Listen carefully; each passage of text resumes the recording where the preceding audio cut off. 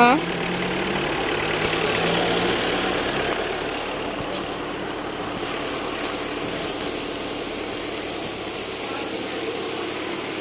Flush count balance ಇದೆ.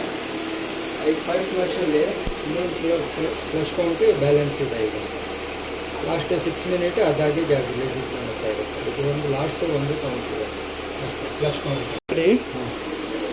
Engine ಕರ್ಕೊಂಡು ಮಾಡೋದ್ರಿಂದ ಗಾಡಿದು ಮೈಲೇಜ್ ಪಿಕಪ್ ಅದೆಲ್ಲ ಇನ್ಕ್ರೀಸ್ ಆಗುತ್ತೆ, ಪರ್ಫಾರ್ಮೆನ್ಸ್ ಇನ್ಕ್ರೀಸ್ ಆಗುತ್ತೆ, ಇಂಜಿನ್ ಲೈಫ್ ಇನ್ಕ್ರೀಸ್ ಆಗುತ್ತೆ, ಮತ್ತು sound vibration smoke black smoke ಎಲ್ಲ ಕಮ್ಮಿ ಆಗುತ್ತೆ.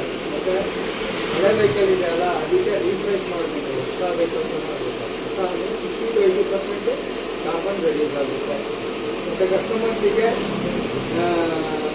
ಉಳಿಯುತ್ತೆ. ಯಾಕಂದರೆ ಫೈನಾನ್ಸಲ್ಲಿ ಅದು ಸ್ವಲ್ಪ ಒಳ್ಳೆಯದಾಗುತ್ತೆ. ಅಂದರೆ ಎಕನಾಮಿಕಲಿ ಉಪಕ್ರಾಂತಿ ಆಗುತ್ತೆ. ಅದೆಲ್ಲ